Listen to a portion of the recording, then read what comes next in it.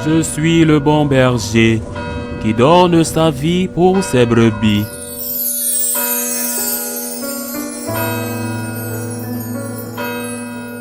En ce temps-là, entré dans le temple, Jésus se mit à en expulser les vendeurs. Il leur déclarait: il est écrit, ma maison sera une maison de prière. Or vous en avez fait une caverne de bandits. Et il était chaque jour dans le temple pour enseigner. Les grands prêtres et les scribes, ainsi que les notables, cherchèrent à le faire mourir, mais ils ne trouvaient pas ce qu'ils pourraient faire. En effet, le peuple tout entier, suspendu à ses lèvres, l'écoutait. Acclamons la parole de Dieu. Pour savoir comment l'Église doit se comporter, nous devons regarder comment chacun de nous, catholiques, doit se comporter. Nous devons regarder d'abord ce que Jésus a fait, puis ce que l'Église primitive a fait. L'Église qui avait l'exemple et l'enseignement du Maître, et enfin ce que l'Église a fait au cours des siècles. Qu'a fait Jésus? Nous voyons ici un acte du Christ, l'expulsion des marchands du temple, un enseignement. Ma maison est une maison de prière, mais aussi une critique. Vous en avez fait une caverne de bandits. Mais ce n'est pas la seule fois où Jésus nous enseigne comment nous comporter. Par exemple, lorsque, au début de sa vie publique, il passe ses 40 jours de solitude dans le désert, il subit des tentations, et l'une d'entre elles est la tentation de l'action sociale. Peut-être que celui qui ne sait pas la lit ne se rend pas compte, mais c'est très clair. Le diable lui dit: transforme ces pierres en pain, c'est-à-dire résous les problèmes de la faim dans le monde. Il te dit la faim, il te dit les maladies, les choses qui se rapportent au corps. Consacre-toi à cela. Transforme les pierres en pain. Consacre-toi à cela. C'est une chose extraordinaire de mettre fin à la faim dans le monde. Consacre-toi à cela. Tu verras comment les gens t'aiment. Tu verras comment les gens te suivent. Consacre-toi à faire des œuvres sociales. Appelons-leur ainsi, œuvres sociales, ou de charité, ou de solidarité. Consacre-toi à cela. Les gens te suivront. Que répond le Seigneur? Il dit: l'homme ne vit pas seulement de pain, mais de toute parole qui sort de la bouche de Dieu. L'enseignement du Christ, c'est d'abord la prière. C'est d'abord la prière, ensuite l'activité. Mais c'est d'abord la prière et nous devrons le prendre au sérieux. En premier lieu, la prière. Ma maison est une maison de prière. Le pain est nécessaire, mais l'homme ne vit pas seulement de pain. Le Seigneur ne dit pas que l'homme ne vit pas de pain. Voyons, mais il dit pas seulement de pain. Et ma maison est une maison de prière. C'est-à-dire que l'Église doit faire ce que si elle ne fait pas, personne d'autre ne fera. Pendant de nombreux siècles,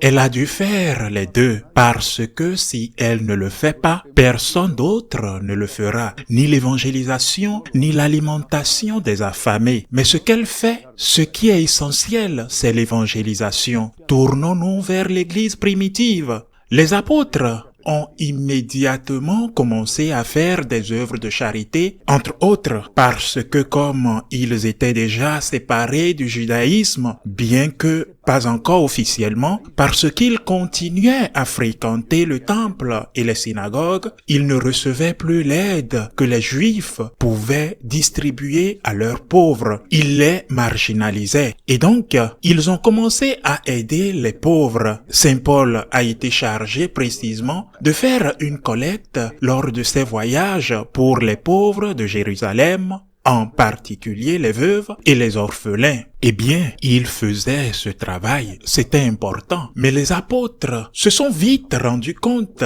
que cela prenait du temps, une occupation, et qu'ils négligeaient l'essentiel, la prédication du message. Et ils ont créé la figure du diacre. Le diacre est celui qui a déjà reçu le premier degré du sacerdoce, mais qui va se consacrer avant tout à s'occuper des besoins de la communauté, à s'occuper des personnes dans le besoin, c'est-à-dire à distribuer des aumônes. Il y a l'exemple de Saint Laurent, un diacre martyr, c'est-à-dire que les apôtres se servent en tant que chef de l'Église, l'évangélisation, et il ne néglige pas la charité. C'est important, mais il établit une première et une deuxième, comme le Seigneur l'avait fait, et ont appris du Seigneur, et l'ont écouté, et ont vu son exemple. Je ne suis pas venu créer des boulangeries qui transforment miraculeusement des pierres en pain. Je ne suis pas venu créer des hôpitaux où avec une potion magique ou un médicament étrange on guérit toutes les maladies. Mais je suis venu enseigner l'évangile. Je suis venu dire qu'il y a une vie éternelle. Il y a vie éternelle. Je suis venu guérir l'âme. Et puis, de temps en temps, le Seigneur faisait des miracles merveilleux et guérissait aussi le corps. C'est ainsi que cela s'est toujours passé. C'est ainsi que l'Église a toujours procédé. Prenons un exemple récent dont je pense que la plupart des gens se souviennent encore. Sainte Thérèse de Calcutta. Mère Teresa, elle a fondé la mission de charité. Elles accomplissent un travail spectaculaire, extraordinaire. On raconte l'histoire d'un millionnaire qui s'est rendu à Calcutta et a vu ce qu'elle faisait et a dit à Mère Teresa, « Je ne ferai pas ce que vous faites pour tout l'or du monde. » Et elle répond, « Moi non plus. Je ne le ferai pas parce que je le fais pour le Christ. » Une fois dans un couvent, un de ces couvents en Afrique, la supérieure lui dit « Nous avons beaucoup de travail. Alors, au lieu de faire 1 heure de prière par jour, voyons si nous pouvons en faire la moitié. » pour pouvoir ainsi aider davantage les pauvres, missionnaires de la charité, au service des pauvres. Mère Teresa a répondu, « Vous avez beaucoup de travail, vous avez besoin de beaucoup de temps. Vous avez beaucoup de travail, alors ce que vous devrez faire n'est pas de réduire votre prière, mais de l'augmenter. Au lieu d'1 heure, faites 2 heures. Parce que ce travail vous épuise. Les pauvres seront toujours avec vous. Ils vous épuisent. Vous devez prier plus. » C'est une leçon que nous devons apprendre et que l'Église doit apprendre et que nous, les prêtres, devons apprendre d'une manière particulière. L'Église est à la première place, pas à la seule place, mais la première place pour évangéliser, pour rendre gloire à Dieu, pour transmettre un message. L'évangile d'aujourd'hui dit cela. Bien sûr, je ne dis pas que l'Église est un repère de voleurs quand elle fait des œuvres sociales. Non, c'était une situation dans le temple où il y avait des achats et des ventes d'animaux pour les sacrifices. Mais la parole du Seigneur est toujours valable. Ma maison est une maison de prière. Et il ajoute que tous les jours, il enseignait dans le temple. Il a multiplié à 1 ou 2 reprises, selon les récits évangéliques, le pain et les poissons. Enfin, c'est ça. Mais ce qu'il faisait tous les jours, c'était d'enseigner dans le temple. Il ne multipliait pas tous les jours le pain et les poissons. Et je suppose que tous les jours, il y aurait des gens qui auraient faim. Et pourtant, chaque jour, il enseignait dans le temple et les Juifs, les prêtres, les pharisiens voulaient le tuer. Et l'Évangile dit qu'ils n'ont pas pu le faire parce que tout le peuple l'écoutait. Il ne dit pas qu'ils n'ont pas pu le faire parce que tout le peuple l'écoutait, parce qu'il leur donnait de la nourriture gratuite chaque jour ou parce qu'il les guérissait de n'importe quelle maladie chaque jour. Il l'écoutait. Le message vient en premier, j'insiste. Ce n'est pas la seule chose. La charité est la conséquence du message. La charité est la conséquence de la foi. Mais la foi vient en premier. Le message est premier. Si nous nous consacrons à parler du climat, une chose importante, très importante, de la nécessité de sauver les ours polaires, personnellement, je n'ai pas d'objection à leur existence tant qu'ils restent au Groenland ou au pôle Nord. Si nous nous consacrons à faire de notre vie une action sociale, non seulement pour les ours ou les baleines ou le climat, mais aussi pour l'humanité ou les baleines ou le climat, les arbres de l'Amazonie, qui sont tous de très bonnes œuvres, ou pour les immigrants, les personnes dans le besoin, toutes de très bonnes choses. Mais si, ce faisant, nous omettons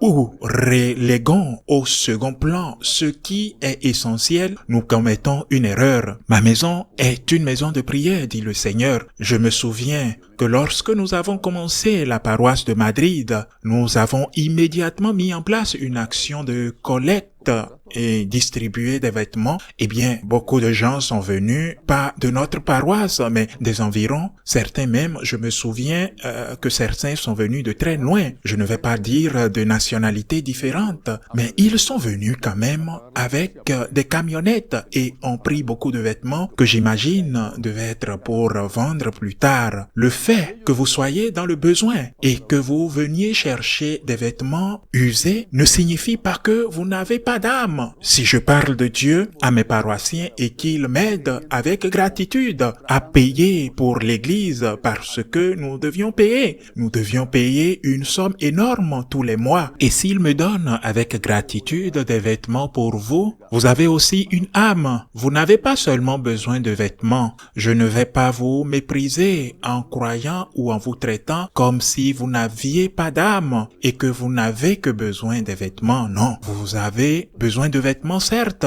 mais je vais vous donner aussi un jour par semaine, peut-être un samedi, je vais vous donner une catéchèse tous les jours et chaque jour, je vais vous enseigner un peu. Je vais vous enseigner, par exemple, la méthode de prière. Chaque jour, je vais vous enseigner un point de comment prier et puis nous distribuerons les vêtements, bien sûr. Parce que je me soucie non seulement du besoin physique, mais je me soucie aussi de votre âme. Pourquoi vais-je seulement parler aux riches de Dieu? Je ne peux pas parler aux pauvres de Dieu? Les pauvres n'ont-ils pas une âme? N'ont-ils pas une souffrance autre que celle du besoin? C'est un piège que le diable nous tend.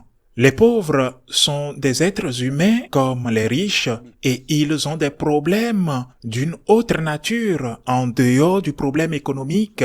Et les riches, souvent, parce qu'ils n'ont pas de problème économique, ont aussi d'autres problèmes pour avoir des problèmes plus graves. Ma maison est une maison de prière. Tel est le premier enseignement. Et maintenant, nous devons aussi nous demander si ma maison privée est un temple de l'Esprit Saint. Si je suis une personne de prière, parce que si je dis cela de l'Église, je dois aussi le dire de la personne, parce que en fin de compte, l'Église est le peuple de Dieu, le groupe de croyants en Dieu, notre Seigneur, et en ses enseignements. Suis-je une maison de prière? Quand je suis fatigué, tendu, vraiment, je n'en peux plus. Où est-ce que je puise mon soutien? Où est-ce que je puise ma force? Parce que si je ne la puise pas de cette force auprès de Dieu, quelles que soient mes réserves, elle finit par s'épuiser. Vous pouvez avoir un plein d'essence dans votre voiture, mais tôt ou tard, en fonction de l'usage, l'essence s'épuise. Si vous ne la remplissez pas de nouveau, vous n'avez plus rien. Vous pouvez aller dans le désert avec une grande cruche d'eau, mais le désert est très long et l'eau finit par s'épuiser. Si vous ne passez pas certaines oasis ou certains points où vous pouvez faire le plein d'essence, par exemple, l'essence s'épuise. Ma maison est une maison de prière pour l'Église et pour moi aussi. Suis-je une personne de prière? Peut-être devrions-nous tous écouter les paroles de Jésus adressées à Sainte Marthe. Marthe, Marthe, tu es inquiète et nerveuse pour tant de choses. Et une seule chose est nécessaire. Dieu d'abord. Dieu d'abord dans la prière. Sans la prière, sans l'union avec Dieu, même les motivations les plus fortes finissent par se refroidir et se perdre. Dieu d'abord. Faisons cet effort, réalisons que sans Dieu et sans l'union avec Dieu, la charité ou le travail professionnel quotidien ou les relations familiales, tout finit par devenir un fardeau insupportable et que nous ne pouvons pas porter. Seul Dieu nous aide à porter notre croix quotidienne, ne l'oublions pas. Ainsi soit-il.